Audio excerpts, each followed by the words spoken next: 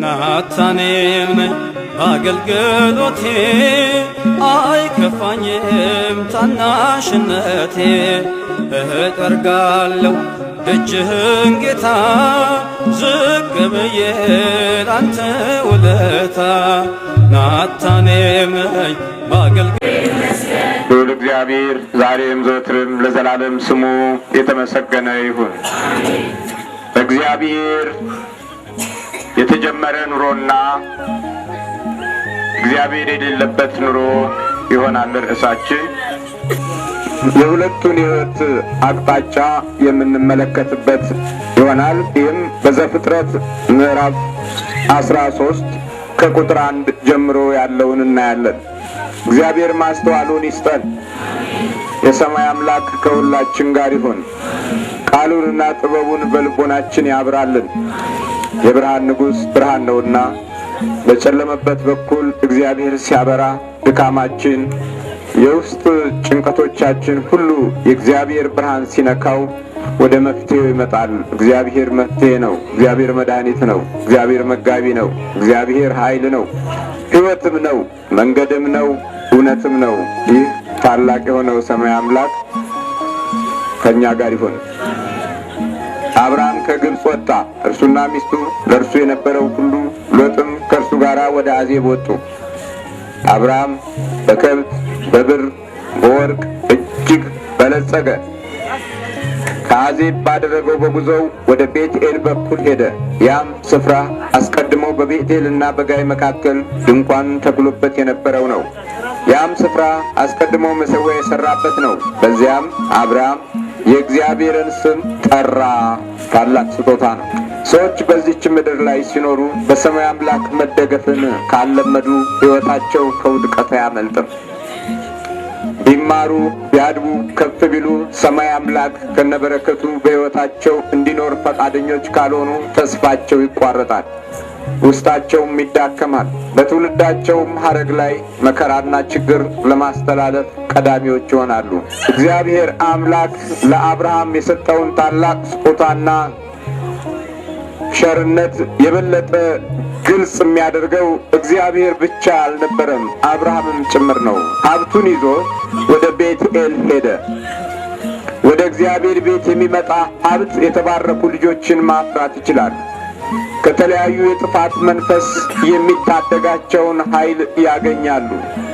በተባረከ እንጀራ በኩል ስለሚኖሩ፣ በተባረከ ሀብት በኩል ስለሚወለዱ የወደፊቱ ተስፋቸው እንዲሁ በቀላሉ የሚጨነግፍ ወይም የሚጠፋ አይደለም።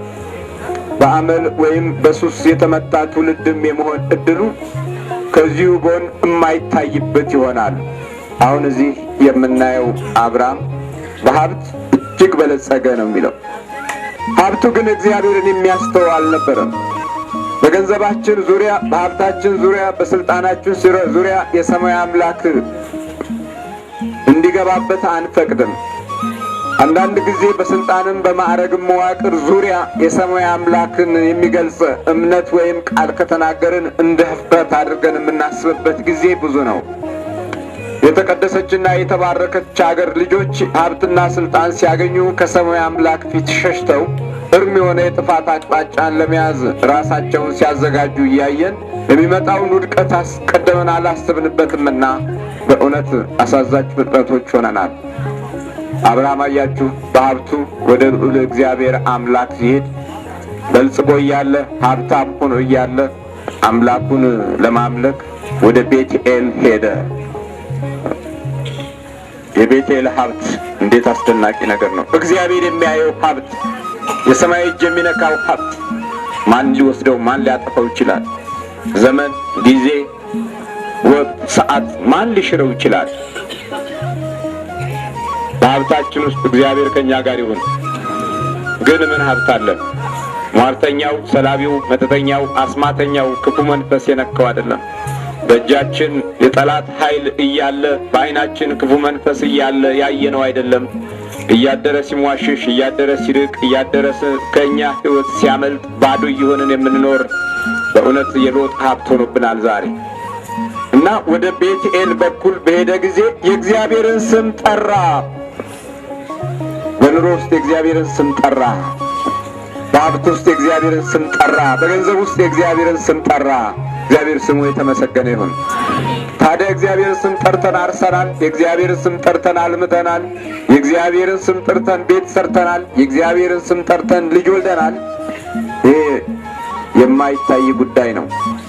በልዑል አምላክ ተደግፈን በሰማይ ቸርነቱ ጥላ ውስጥ ቆይተን የኖርነው ኑሮ እኮ ቢሆን ማንም የማይገፈው፣ ማንም የማይነጥቀው፣ ማንም የማይጥለው ነው። አብርሃም ወዲያውኑ የእግዚአብሔርን ስም ጠራ።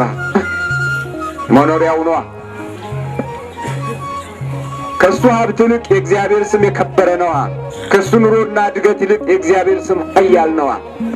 ስለዚህ የእግዚአብሔርን ስም መጥራቱ በሕይወቱ ዘመን ሁሉ ያሉት ቡራኬዎች ከእርሱ እንዳይለዩና ተስፋው ከትውልድ ወደ ትውልድ እንዲሸጋገር ምክንያት የመሆን ጸጋን አብዝቶለታል። በራሱም ምርጫ የእግዚአብሔር ስም በእግዚአብሔር አምላክ በጎ ፈቃድ ደግሞ ከአብርሃም ጋር የመኖር ኃይል በመካከሉ ደግሞ ጋይ ነበር ይላል። ቤቴኤል በቀኝ በኩል ጋይ በግራ በኩል አለ። በአብርሃም ግራ በኩል ጋይ ማለት ፍርስራሽ ማለት ነው። ምን ማለት ነው? ፍርስራሽ። ብዙ ኖረናል፣ ብዙ ዘመን ፈጅተናል። ነገሮች ሁሉ ባልጠበቅናቸው አቅጣጫ ሲፈርሱ እንጂ ሲገነቡ አላየንም። ተምረናል፣ አውቀናል፣ ብዙ ነገሮችን ተገንዝበናል። ግን ባልሆነ አቅጣጫ ነገሮች ሲበላሹና አቅጣጫቸውን ሲስቱ ነው የምናየው። አያችሁ፣ በግራ በኩል ለካ ጋይ ነበረ። ጋይ ፍርስራሽ። ተፋቀርን ብለን የሞከርናቸው የፍቅር ጊዜያቶች ያስከተሉብን መከራ እስካሁን ድረስ አልለቀቁንም። ለካ ከሰዎች ልቦና ውስጥ አንድ ነገር አለ፣ ፍርስራሽ ጋይ አለ። አብርሃም አንድ ትልቅ የማገናዘቢያ ስፍራ አለው። እሱም ማን ነው? ቤትኤል። ሕይወቱንና ዘመኑን የሚያገናዝብበት፣ ከሰማይ መመሪያ የሚያገኝበት፣ ከሰማይ አምላክ አምባ ቃል ኪዳንን የሚያገኝበትና የሚቀጥለው ትውልድ ማህደርን በሚገባ የሚገነዘብበት የሕይወት ፖሊሲ ከእግዚአብሔር የሚያገኝበት ቤትኤል። በግራ በኩል ጋይ ጉዳቱንና ትርፉን፣ ጭንቀቱንና መከራውን፣ ሐዘኑንና ትካዜውን፣ የውስጥ ብሶቱንና ጭንቀቱን የሚለይበት አንድ ሌላ ትልቅ ቦታ ደግሞ አለ፣ ቤትኤል። ማንኛው ያሸንፍ ይመስላችኋል? ወይ ጋይ ወይስ ቤትኤል? ለአብርሃም ማን ያሸንፋል? ቤትኤል ያሸንፋል። ለሎጥ ግን ማን ያሸንፋል? ጋይ ያሸንፋል። ሎጥ እግዚአብሔርን ስሙን አልጠራም፣ ግን ሀብታም ነው፣ ባለጸጋ ነው፣ ኃይለኛ ነው፣ ብዙ ሀብትና በረከት አለው። ቢሆንም ግን አቤቱ አምላኬ ሆይ ብሎ ስሙን አልጠራም። ስሙን ያልጠራንበት ቤትና ኑሮ መከራ ነው። ስሙን ያልጠራንበት ሀብትና ስልጣን የሚያስከትለው ጭንቀትና ውጥረት ነው። ስሙን ያልጠራንበት ዕውቀትና ጠባይ ኃላፊነት የጎደለውና ወደፊቱ አቅጣጫ ላይ አሳዛኝ የሆነ ቅርስ የሚያስተላልፍ ነው። ቅርሱም ጉዳትና መከራ ነው። ስሙን ያልጠራንበት ዕውቀት በሕይወታችን ውስጥ ከትርምስ ነፃ የሚያወጣን አይደለም። ስሙን ያልጠራንበት ህልውና ሁልጊዜ አስጊና ለሌላው ሕይወት ጠንቅ ነው። ስሙን ያልጠራንበት ጠባይ በየጊዜውና በየሰዓቱ ለራሳችን ጭንቀትና ምጥ ነው፣ አመልና ሱስ ነው። ከስሙ የሚገኘው ኃይል ቡራኬ ነው። ከስሙ የሚገኘው ኃይል ተስፋ ነው። የተቀደሰ ልብና ህሊና ነው። ከዛም በላይ ከቅንነትና ከሞገስ ጋር ከጸጋ ጋር ቡራኬ ነው። ይሄ ነው እንግዲህ አብርሃም ያገኘው። አቤቱ ጌታ ሆይ ስምህን የምንጠራበት ጸጋ ስጠን እንበለው። አብርሃምም የእግዚአብሔርን ስም ጠራ። ከአብርሃም ጋር የሄደው ሎጥ ደግሞ የላምና የበግ መንጋ ድንኳን ነበረው። በአንድነት ይቀመጡ ዘንድ ምድር አልበቃቸውም። ወይ ጉድ! አልበቃ አለ። ሀብታቸው በዛ፣ አልበቃ አለ። ገንዘባቸው በዛ፣ አልበቃ አለ። ስልጣናቸው በዛ፣ አልበቃ አለ። ማዕረጋቸው በዛ፣ አልበቃ አለ። አብዝቶ ሲሰጥህ እኮ አቤት ችግር አለ። ሞቅ ሲያደርገው እኮ ቤትህ ችግር አለ። አብዝተህ መብላት ሲጀምር ችግር አለ። አብዝተህ መናገር ስትጀምር ችግር አለ። አቤቱ ጌታ ሆይ አልበቃቸውም፣ ምድር አልበቃቸውም። እግዚአብሔር በረከት ነው፣ እግዚአብሔር ሙላት ነው፣ እግዚአብሔር ጸጋ ነው፣ እግዚአብሔር ትርፍ ነው። አቤት አቤት ማትረፍ ይችላል። ማትረፍረፍ ይችላል፣ ማብዛት ይችላል፣ ግን አልበቃቸውም። የሚበቃን ያለ እግዚአብሔር አምላካችን ይስጠን። ምድር አልበቃቸውም። ነገር ግን አለመብቃቱ ብቻ አይደለም ችግሩ። አሁን በመካከላቸው ጠብ ሆነ የሚል እናገኛለን። ጠብ ሆነ። ሎጥ የሚሄደው በጋይ አቅጣጫ ነው ስፍራውን የያዘው። አብርሃም በቤትኤል በኩል ነው የያዘው። ስለዚህ ሁለት ነገሮች ፍልሚያ ላይ ይገባሉ። የጋይ ምድርና የቤትኤል ምድር፣ የእግዚአብሔር ቤትና የፍርስራሹ ምድር። በሚጸልዩትና በማይጸልዩት መካከል አሁንም ሁልጊዜ ፍልሚያ እንዳለ ግንዛቤን ማግኘት አለብን። በሚሰግዱትና በማይሰግዱት መካከል ኃይለኛ ጦርነት አለ። በልቦናቸው ውስጥ፣ በህሊናቸው ውስጥ፣ በባህሪያቸው ውስጥ ኃይለኛ ጦርነት አለ። አምላኬ ወይ ብለው በሚጠሩና በማይጠሩት መካከል የምድረ በዳነትና የለምነት፣ የአረንጓዴነትና የበረሃነት ባህሪና ጠባይ አለ። አቤቱ ጌታ ሆይ ስምህን እንድንጠራ እርዳን እንበለው። ሎጥም እንዲህ ማለት ነበረበት። የሰጠኸኝ አንተ ነህ፣ አንተ ባርክልኝ። የሰጠኸኝ አንተ ነህ፣ አንተ ቀድስልኝ ማለት ነበረበት። ይህንን ለማለት ቤቴል ያስፈልገው ነበር፣ ግን ወደ ቤቴል አልሄደም። የቤቴል ትምህርት ብዙ ሰማያዊ ኃይላትን የሚያስገኝ ነው። ለጥበቃም መለኮታዊ ብርሃን ከሰማይ ይላካል። አብርሃምንና ዘሩን ሀብቱ ላይ ያበራበታል። ርኩሳን መናፍስት አይነኩትም፣ ጠላትም አይደፍረውም። በሎጥ ሕይወት ውስጥ ግን አሁን አልበቃለ። መሬቱ አልበቃለ፣ ግዛቱ አልበቃለ፣ አቅጣጫው አልበቃለ። እንዴት አስደናቂ ነገር ነው! በዚህ መካከል እንዲህ ሆነ። በአንድነት ሊቀመጡ አልቻሉም። ታዲያ አንድነት ነበር እንጂ ተስፋቸው። በአንድነት መኖር ያቃተን ስንት ሕይወት አለ። በአንድነት መኖር፣ ፍቅር ከሰላም ጋር በአንድነት መኖር፣ ጸጋ ከሞገስ ጋር በአንድነት መኖር እንዴት ፍርሃት የሆነብን ጭንቀት የሆነብን ሰዎች አለን። ጠባያችን ከመልካም ባህሪ ጋር በአንድነት መኖር፣ ቤተሰብና ፍቅር በሰላም በአንድነት መኖር እንዴት አስቸጋሪ ሆኗል። የአብርሃምና የሎጥ መንጎች በሚጠብቁ መካከል ጠብ ሆነ። በዛ ዘመን ከነዓናውያንና ፌርዛውያን በዚያች ምድር ተጠው ነበር። አብርሃም ሎጥን አለው፣ እኛ ወንድማማቾች ነን፣ በእኔና በአንተ በረኞችህና በረኞችህ መካከል ጠብ እንዳይሆን እለምንሃለሁ። በፍርስራሹ በኩል ያለው ሁኔታ ያመጣው ነገር ምን ሆነ ማለት ነው? ጠብ ሆነ። በጋይ በኩል ያለው ብልጭታ ምን ሆነ ማለት ነው? ጠብ ሆነ።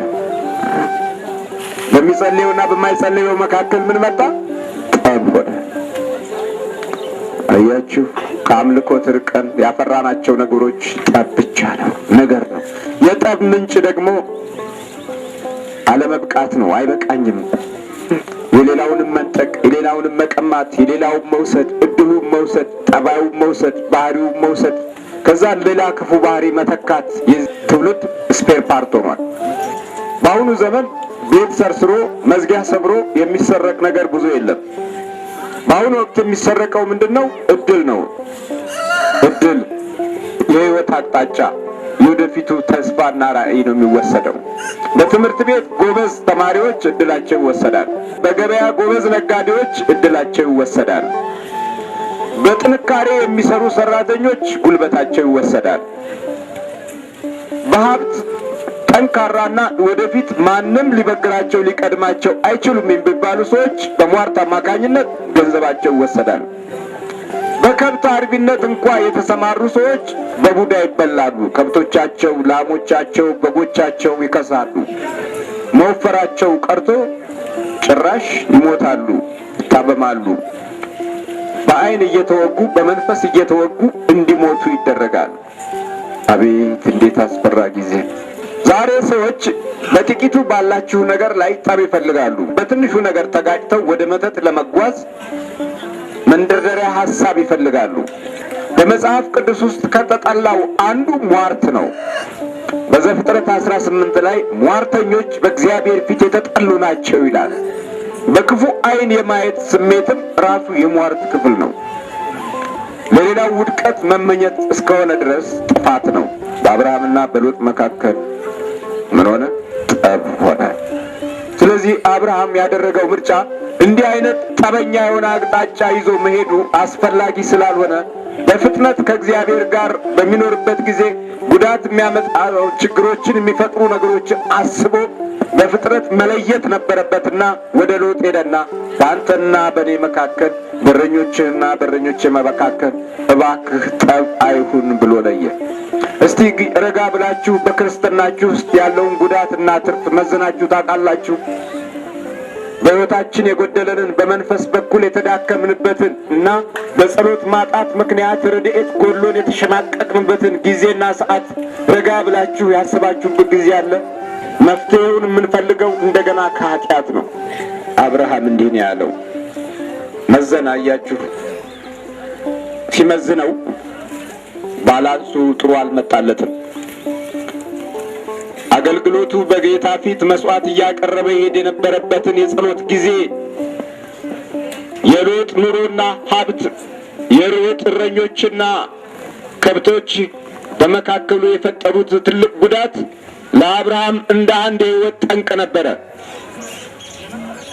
ጠንቁን አያችሁ ሲለይ፣ እግዚአብሔር ሆይ በሕይወት ያለውን ጠንቅ የምለይበት አእምሮ ስጠኝ፣ በኑሮ ውስጥ ያለውን ጠንቅ የምለይበት መንፈስና ጸጋ ስጠኝ። ከቤቱ የሚገኝ ዋጋ ነው ይሄ። ከቤቴል ነው አብርሃም ይህንን አእምሮ ያገኘው። ከእግዚአብሔር ቤት ነው ይህንን ታላቅ ስጦታ የሸመተው። ከልዑል አምላክ መንፈስ ነው ይህንን በረከት ያገኘው።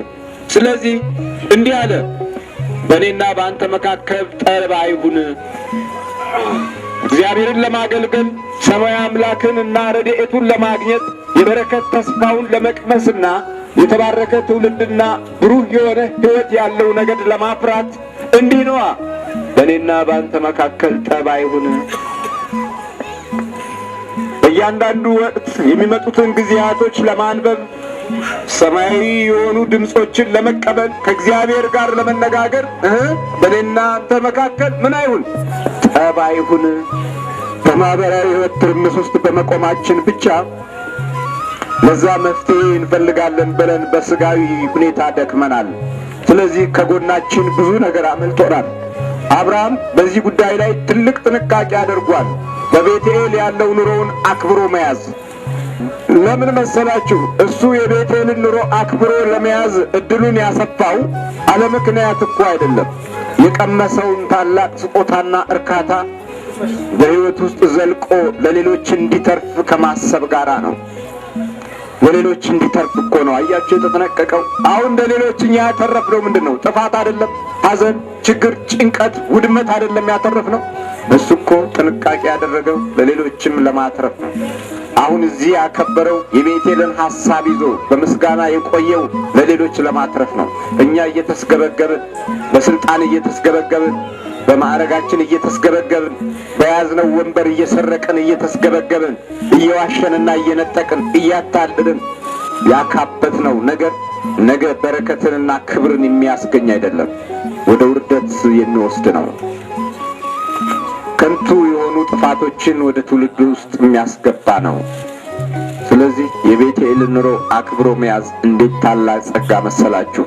አብርሃም ይህንን መንፈሳዊ ክብር የሚነካበትን የሎጥ ሀብትና ኑሮ ግን አልፈለገውም። ስለዚህ ምን አለ መሰላችሁ?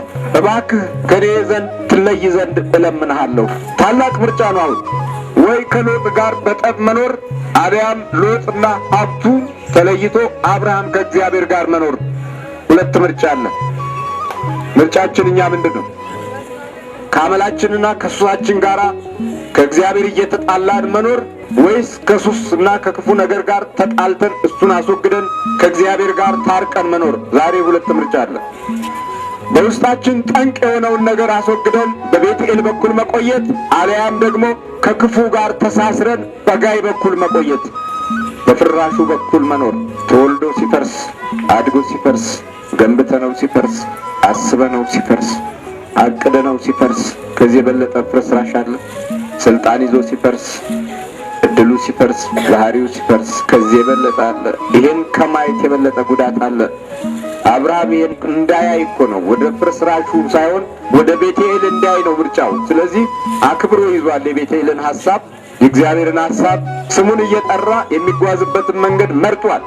አሁን ስለዚህ አስቀደመና በሐሳቡ የመዘነውንና ጠንቁን ያገኘበትን ቦታ ፈልጎ ሲያገኝ የጠንቁን አቅጣጫ መለየት ሲጀምር ለካስ በሎጥና በአብርሃም እረኞች መካከል ጠብ ነበር።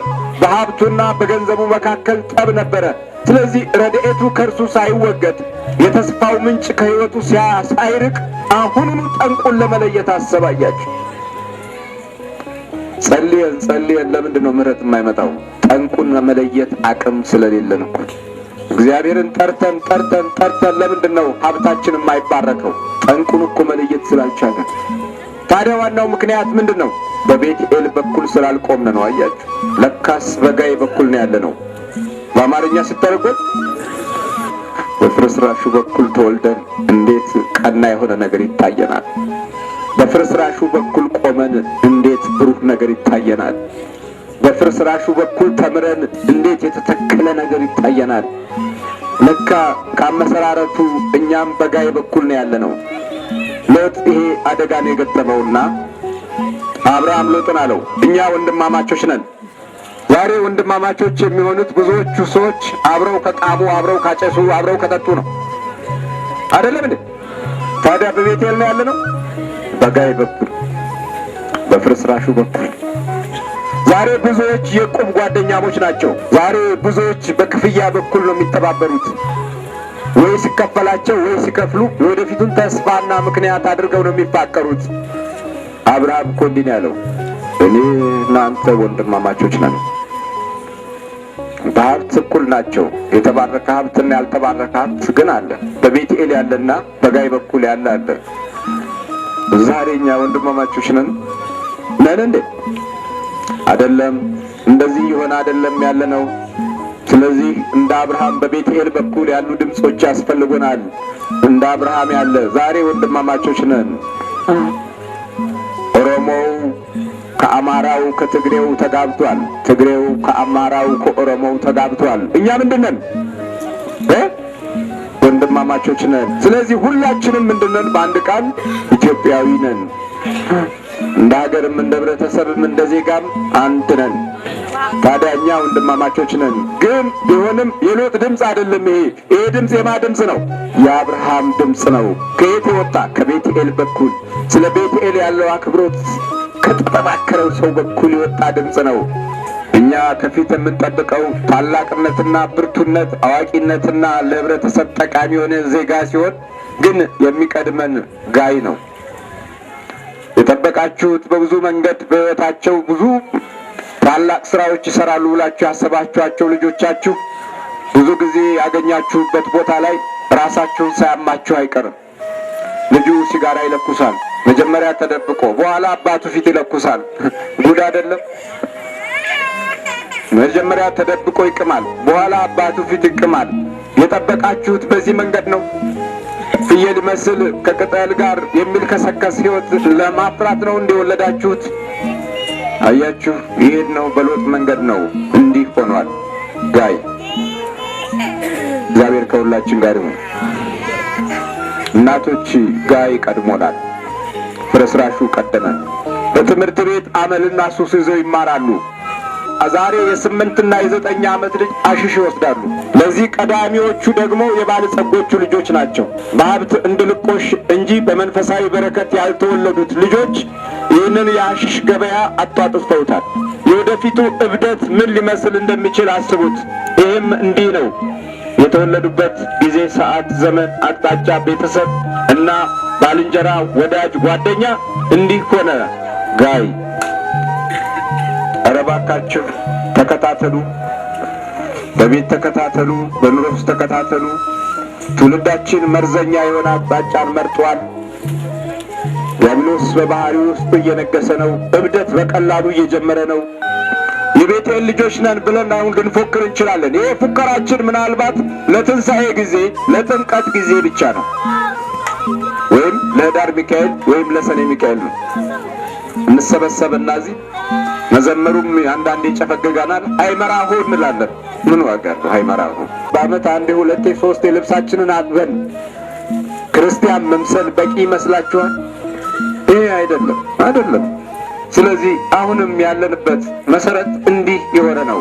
ጋይ እሺ፣ በመጨረሻ በረኞችህና በረኞቼ መካከል ጠብ እንዳይሆን እለምንሃለሁ።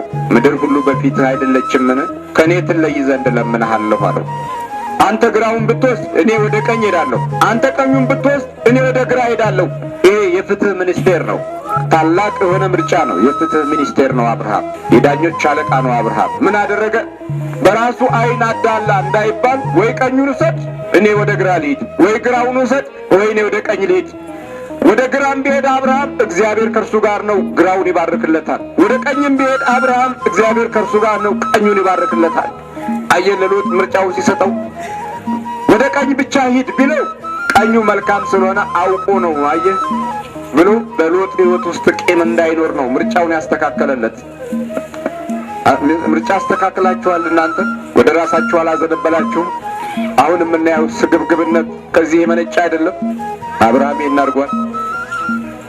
ሚስት እኔ ብቻ ልናገር፣ ባል እኔ ብቻ። ለምን አንተ ብቻ? ጠብ ሆነ። ለምን አሰማኝም እኔንም? ልጅ እኔ ብቻ ልናገር፣ እኔ ብቻ ላውራ። አባት ዝም በል፣ አባትም እኔ ብቻ ላውራ፣ አንተ ዝም በል። ይህ ፍትህ ነው? ከቤቴል አልተማረም። አያችሁ፣ ከቤቴል የተማረው ምርጫውን ለእግዚአብሔር መስጠት ነው። አየህ። ስለዚህ ወደ ቀኝ ሂድ ወይ እኔ ወደ ግራ ሄዳለሁ፣ ወይ ወደ ግራ ሂድ እኔ ወደ ቀኝ ሄዳለሁ አለው። ግን በመካከሉ ሎጥ የሚመርጠው ምርጫ አለው። እሱ ደግሞ ከፊት ለፊቱ የሚያያቸው ሰዎች አሉ። ከፊት ለፊቱ የቆሙ ሰዎች አሉ፣ በጣም ብዙ ሰዎች። እነሱም ከነዓናውያን፣ ፌርዛውያን፣ ኢያቡሳውያን የሚባሉ ናቸው። እግዚአብሔር ማስተዋሉን ይስጠን። እነዚህ ፈርዛውያን፣ ኢያቡሳውያን ጣዖትን የሚያመልኩ አጋንንትን የሚጎትቱ በክፉ መንፈስ የተመቱ ናቸው። እነዚህ ሰዎችን መርጥ ይሆን እኛስ? ምርጫ ላያችሁ። ሟርተኞች ናቸው፣ ሰላቢዎች ናቸው፣ በሌሎች እድል የሚኖሩ ናቸው። ሀብት የሚያጋብሱት በሌሎች ድካም ውስጥ ያለውን ነገር በመበዝበዝ ነው። እነዚህ ፌርዛውያን፣ ከነዓናውያን። ሎጥ እነዚህ ሰዎች አይ።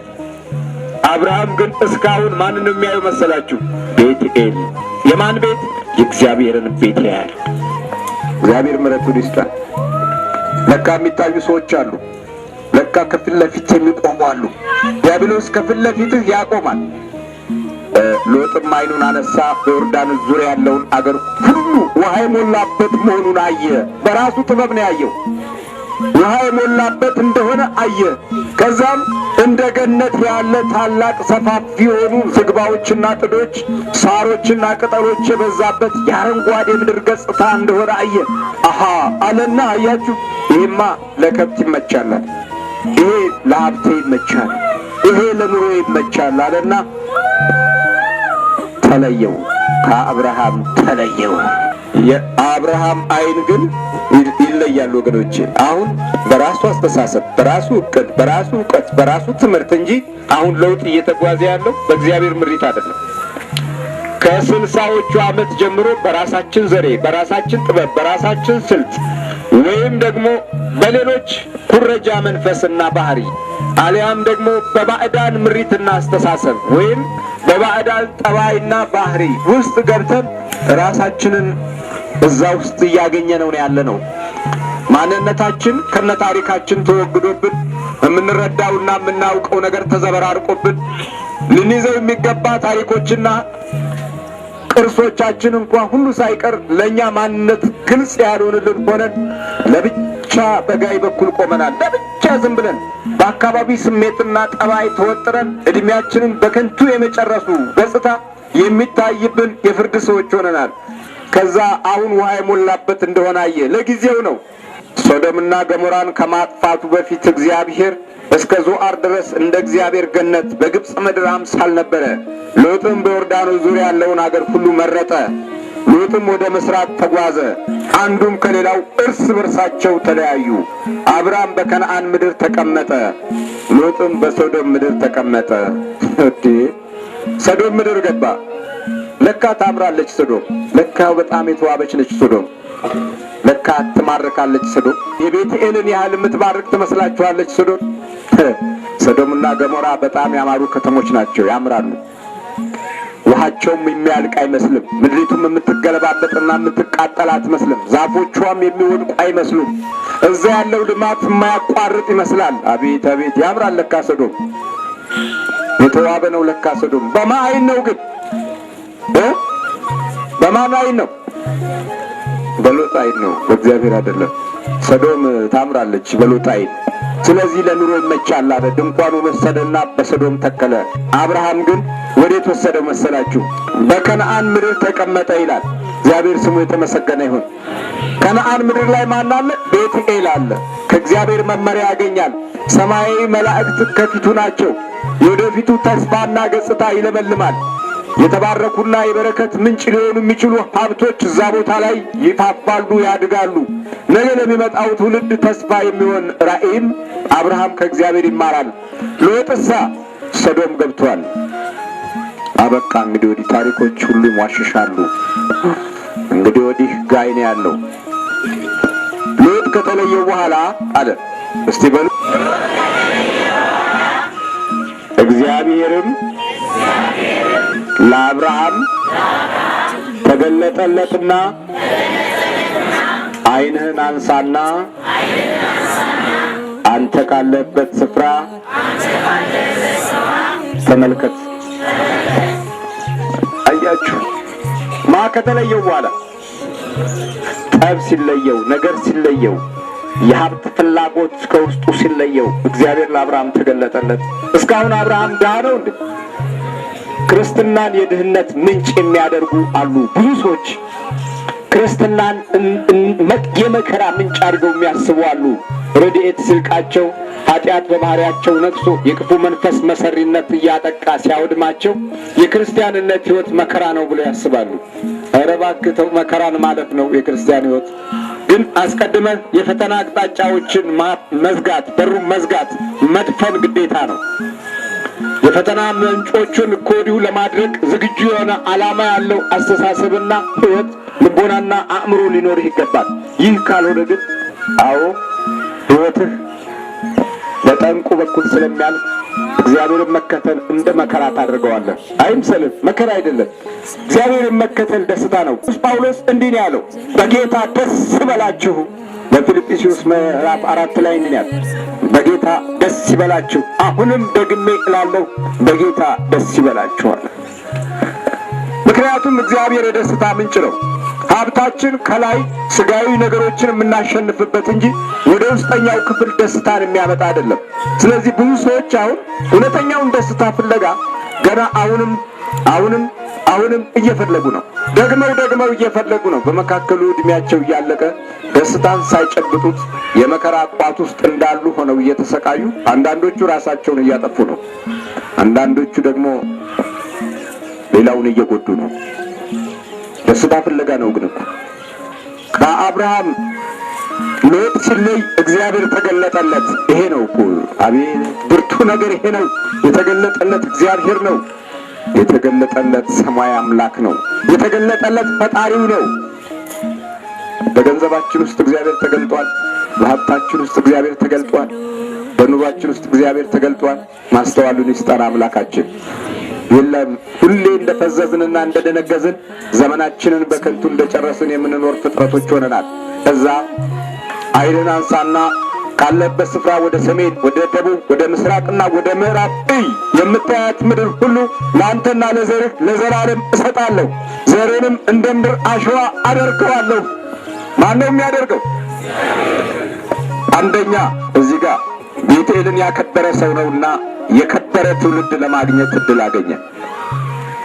ሁለተኛ ጅማሬውም መጨረሻውም ራእይ አለው።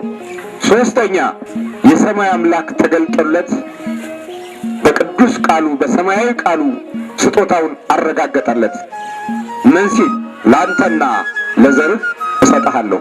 አሁን ለዘራችን የሰጠነው ምንድን ነው? አባት አስተማሪ ነው፣ ልጁ ጫት ቃሚ ነው።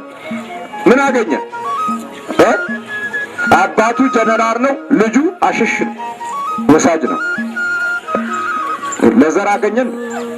የዘር ስጦታ አለን? አባትየው በእግዚአብሔር ቤት ይሰግዳል፣ ልጁ ደግሞ መናፍቅ ቤት ሃሌሉያ እያለ ይንፈራገጣል። ለዘራችን ምን አገኘን? የቃል ኪዳን ሰዎች ነን። ግዴላችሁም ዝንባሌያችንም አቅጣጫችንም በጋይ በኩል እንዳለው እንደ ሎጥ አይነት መርሆ ነው ያለን። የኛም ሕይወት እንደዚህ ነው። ለዘንተና ለዘርህ እሰጣለሁ፣ ዘርም እንደ ምድር አሸዋ አደርገዋለሁ። የምድር አሸዋ ይቆጠር ዘንድ የሚችል ሰው ቢኖር ዘርህ ደግሞ ይቆጠራል። ተነሳ፣ በምድር በርዝመቷ በስፋቷ ሂድ፣ እርሷን ለአንተ እሰጥሃለሁ። አብርሃምም ድንኳኑን ነቀለ፣ መጥቶም በኬብሮን ባለው በመምሬ አድባር ዛፍ ተቀመጠ። በዚያም ለእግዚአብሔር መሠዊያን ሠራ። የሰማይ አምላክ መድኃኔዓለም ኢየሱስ ክርስቶስ የድንግል ማርያም ልጅ የተመሰገነ ይሁን። ምን ሠራ? መሠዊያን ሠራ። ከእግዚአብሔር ተቋረጠ እንዴ?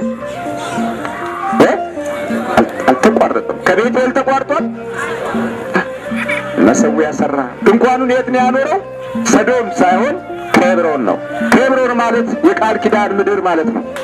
ኬብሮን በእመቤታችን ትመሰላለች። የቃል ኪዳን ምድር፣ የተስፋ ምድር፣ ረሃብ የሚወገድባት ምድር፣ ጭንቅ የሚወገድባት ምድር፣ ሰላም የሚታይባት ምድር፣ የቃል ኪዳን ምድር፣ የበረከት ልጆች የሚቆሙባት ምድር፣ የተስፋ ልጆች የሚወለዱባት ምድር፣ የቃል ኪዳን ምድር። ኢትዮጵያ እንደዚህ ነበረች፣ የቃል ኪዳን ምድር። ምስኪኖችና ችግረኞችን የምትቀበል የቃል ኪዳን ምድር፣ የተጎዱትንና የተሰደዱትን የምታበለጽግ የቃል ኪዳን ምድር። አያችሁ፣ ወደ ኬብሮን አዛወረ። ሎጥ ወደ ሶዶም አዛወረ ድንኳኑን። በሶዶም ላይ የኃጢአት ማዕበል ሲመጣ፣ በደላቸው እየከፋ ሲመጣ ሰዶም ተደመሰሰች። ሎጥ ሚስቱንና ሁለት ልጆቹን ይዞ ወጣ። ሚስቱም ደግሞ አገሬ ጠፋች ብላ ወደ ኋላ መለስ ስትል የጨው ድንጋይ ሆና ቀረች። ዛሬ እንግሊዝ ውስጥ የሎጥ ሚስት ነች እየተባለ የእንግሊዝ ሙዚየምን ሀብት ማፍለቂያ ሆናለች። እሺ፣ የሎጥ ሀብት ተባረከ። ሰዶምና ገሞራ ተቃጠሉ። ምድሪቱ ምድረ በዳ ሆነች። እሳት ወረደባት። እዚያ ያለው ሕዝብ ተፈጀ። በእሳትና በንፍር ውሃ ተቃጠለ። አብርሃም ግን ለዘርህ እሰጣለሁ። እግዚአብሔር ከሁላችን ጋር ይሁን። እንደገና አስቡ ባካችሁ። ለልጆቻችን ምን እንስጣቸው በሉና አስቡ። አንዳንዶች ቤት ሰርቶ ለልጄ ይላል። ቤቱን በአመልና በሱስ ያፈርሰዋል። ችግር የለም፣ ምንም ዋጋ የለው። ሃይማኖት ለመስጠት ሞክሩ። ጸጋን ተቀብላችሁ ጸጋ ለመስጠት ሞክሩ። ሞገስ ተቀብላችሁ ሞገስ ለመስጠት ሞክሩ። ይህንንም ለማግኘት አሁንም በቤቴል መዘግየት ያስፈልገናል። በቤቴል ስንዘገይ ነገር ጠብን፣ ነገር ክፋትን፣ ተንኮልን ምንጩን እያደረቀን እንጂ ለተንኮልና ምንጭ እየሆን ደግሞ መሆን የለበትም። እንዲህ ከሆነ ደግሞ ያስቸግረናልና እንደ አብርሃም የመለየት ጸጋና ሞገስ እንዲኖረን ነው የዛሬው ትምህርታችን። አምላካችን ከሁላችን ጋር ይሁን። ሎጥ በመጨረሻ በልጆቹ ተዳደፈና ለእስራኤል እርግማን የሚሆኑ ልጆች ተወለዱ። አባትም አያትም ባልም ሆነ። ሁለት ሴቶች ልጆቹ ባል የሚያገባን ስለሌለ አባታችንን ባል እናድርገው ብለው ተማከሩና አጠጡትና አሰከሩት። ከዛ በኋላ ታላቂቱ ከአባቷ ተገናኘች። ቀጥሎ ታናሽቱ። ስነ ምግባር አልተማሩማ፣ ቅድስና አልተማሩማ፣ የሃይማኖት ምስጢር አላገኙማ፣ እግዚአብሔርን መፍራት አላስተማራቸው፣ አምልኮትን አላስተማራቸው፣ ሰማይ ድምፅን አላስተማራቸው። በኋላ ታላቂቱ ታናሽቱ ውይይታቸው ይሆነና ተጋቡ። በአንድ ቀን ሌሊት ሁለቱም ጸነሱ። ተንኮል አይደለም? የመጀመሪያው ልጅ ሞዓብ አለችው፣ አባቴን አስክሬ ያገኘሁት ልጅ ማለት ነው። ታናሽቱም ሁለተኛው ልጅ አሞን አለች፣ ከወገን ያገኘሁት ልጅ ማለት ነው። እንግዲህ ሎጥ ምን ሆነ ማለት ነው? ባልም አባትም አያትም ሆነ ማለት ነው። አያችሁ፣ በሰዶም የተጋባበት ሕይወት ከሎጥ ሕይወት ውስጥ አልተለየው። እግዚአብሔር ቸርነት፣ የቅዱስ ሚካኤል ተራዳኢነት፣ የእመቤታችን የቅድስት ድንግል ማርያም አማላጅነት ከሁላችን ጋር ይሁን። አሜን።